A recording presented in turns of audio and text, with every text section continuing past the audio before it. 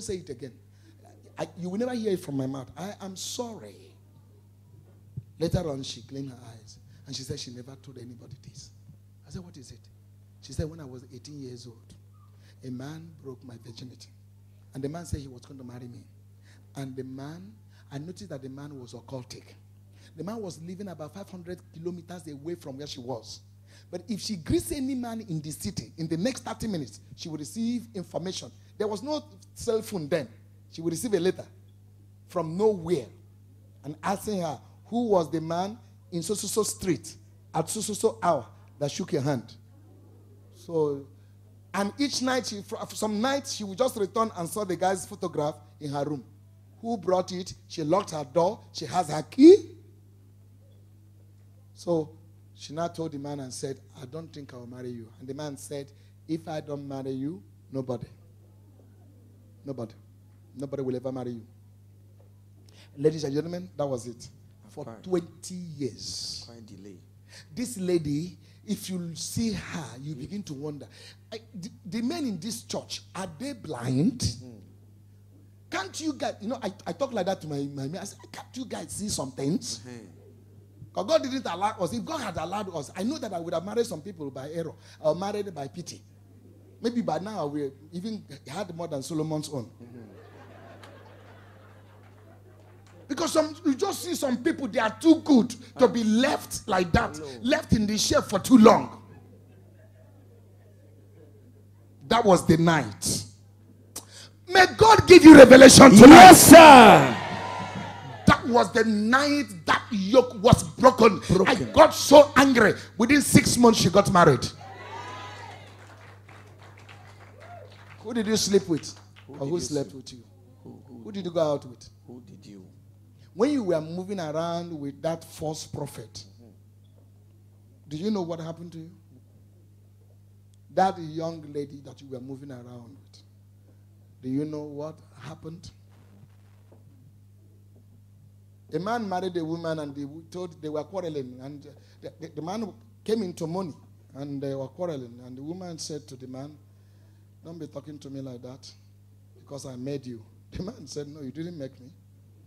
I am a scientist and I went to school. The woman said, I made you. They were quarreling. Within 1 month, the man lost all. His fishing trolley caught fire at the middle of the sea and burnt inside water. Mysteries. The woman looked at him and said, I told you that I made you. And you will see. The man began to see troubles. Plus troubles. Now he had a lot of houses. He wanted to sell them. When people come to buy the house, they will look at the house, price the house, and they never returned. The man had to flee from Nigeria to another country. I met him in a different country. I had to buy him out for him to return. Why? He married and had contact with a strange woman.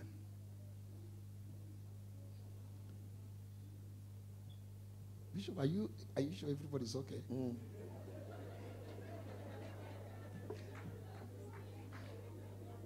Somebody say, Lord, help me. Help me. Ladies and gentlemen, I need to stop on this acquired, and let me talk a little about witchcraft. Now hear this. Witchcraft is the spirit, is the messenger that establishes the point of contact of the altars that empowers the ropes.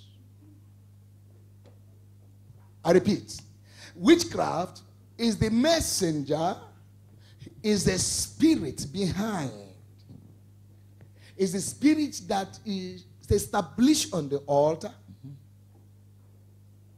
that empowers the rope of delay.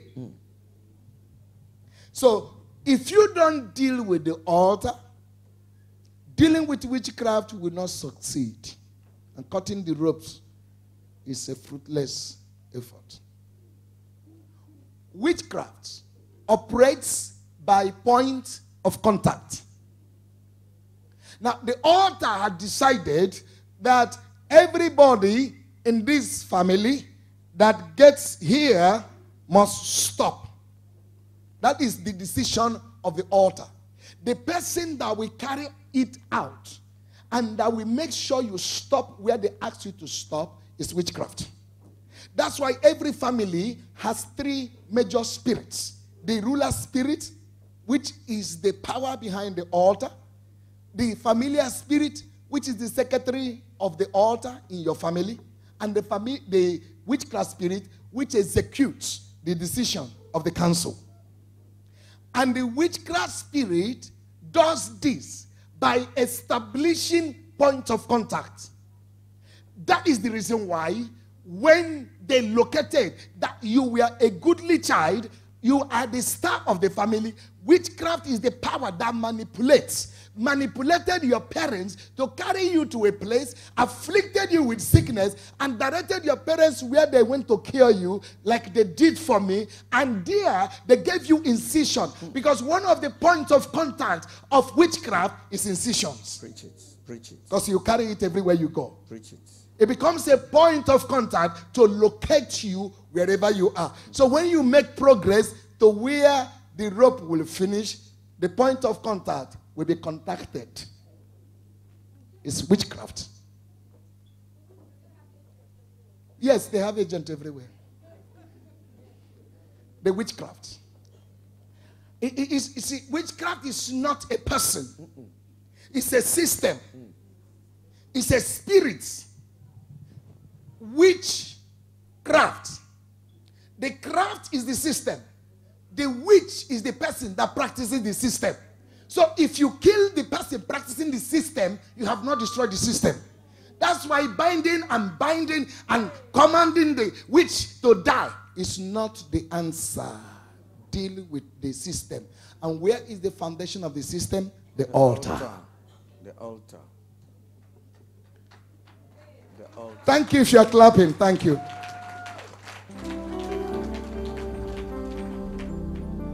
And how do they operate? Witchcraft operates by points of contact. Somebody say points of contact.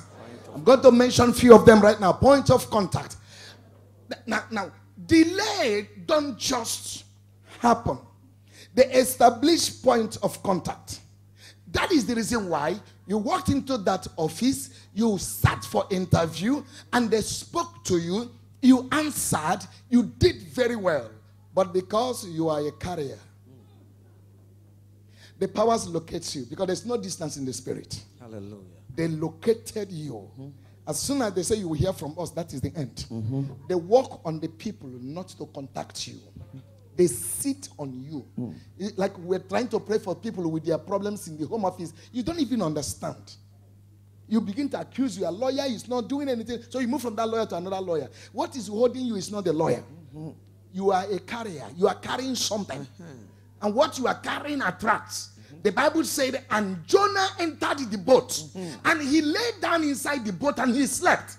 And God sent a contrary wind, not to all the boats, but to the boat that was carrying Jonah. Because Jonah was an exhibit, was a contraband goods.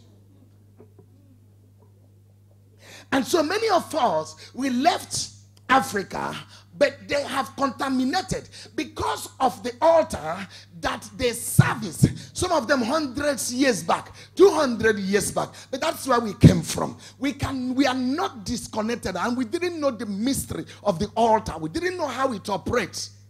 We just get up, we say, altar, I bind you, and altar is looking at you. Which one are you binding? You don't even understand. The power behind them, the witchcraft locates you because they have already established. Do you know several of us? You know what the Bible says? You must not eat anything sacrificed to idol, because that is the point of contact of the idol. And some of us were brought up in a home. Yes, sir. That was our daily food. Yes, sir. Yes, sir. Who tied the horse? Who tied the horse? Who brought this delay into my life? Why are you delayed? Say, Lord, arise for me tonight. Arise for me tonight. Don't let me go home the same. Don't let me go home the same. Arise for me, Lord. Point of contact. That is how the witchcraft operates. So they try to establish something that will enable them locate us, contact us, operate, function. And one major thing, I'm just going to mention a few of them. Number 1 is food in the dream. Number 2, sex in the dream. Number 3, gunshots in the dream. Number 4, dog bite, cat bite, snake bite in the dream. Number 5, tablets. Number 6, injection. Number 7, arrest and handcuff in the dream. They are all points of contacts. But the one that is very, very common is the food in the dream.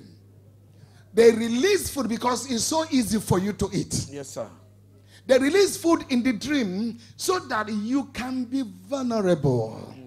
You can be accessible. They can locate you. It doesn't matter where you are. So with the food in the dream, they make sure that, see what happens. Here you are, making some fantastic progress. That is where you're going to stop. By the time you get here, they begin to feed you. You're moving, they're feeding you. They know that you will soon arrive here. And this is where everybody must stop. So by the time you get here, they have established a point of contact to make sure you stop. If this is where the marriage must stay and break, they will have been feeding you all along. Those of you that have been eating in the dream, you notice that they feed you in the dream when something good is about to happen. When you are looking after something, when there is an appointment, when there is a place, there is money that is about to come, there is one investment you're about to, there is a meeting you're about to attend, that they will feed you 2 days to the time, or the night before the time. The next day you are messed up. Because that is how they assess you. Why are they doing so? They are carrying out the assignment of the altar. That is something I want you to understand. That feeding in the dream is not just for eating's sake. There is a power behind the eating. And it is aimed at carrying out the decision of the altar. What you eat in the dream is not food. It's a point of contact. What you eat in the dream is not food. I can prove it. You ate at 9 o'clock and went to bed. You ate your best food. You were so satisfied. Loaded. You still had enough, but you were full. So you packaged the rest, put in the fridge. Then you went to bed by 9:30. By 9:45, you have cleared another plate. So the question is, where did it enter? How did it enter? This new plate you cleared in the dream, where did it enter? In the same stomach? No. That's why it's not food. It is a spiritual poison. Now, with food in the dream, they can introduce sickness in your body. And this sickness, doctors will give diverse diagnosis. And nobody knows what is wrong. And when they give you diverse diagnosis, you know what happens? That is how delays are introduced. You begin to drink medicine that has nothing to do with anything wrong in you. And those medicines, chemicals, create another problem. With food in the dream, they can delay you by subtraction. There is something I call delay by subtraction. Delay by what? Subtraction. How do they do it? They make you to lose what you had. They make you lose what you had. So by the time you now recover to get that which you had, years are gone. So with food in the dream, they can destroy your business, destroy your finances, lure you into investment that will go nowhere, bring you in contact with people that have nothing to do with you, who are only going to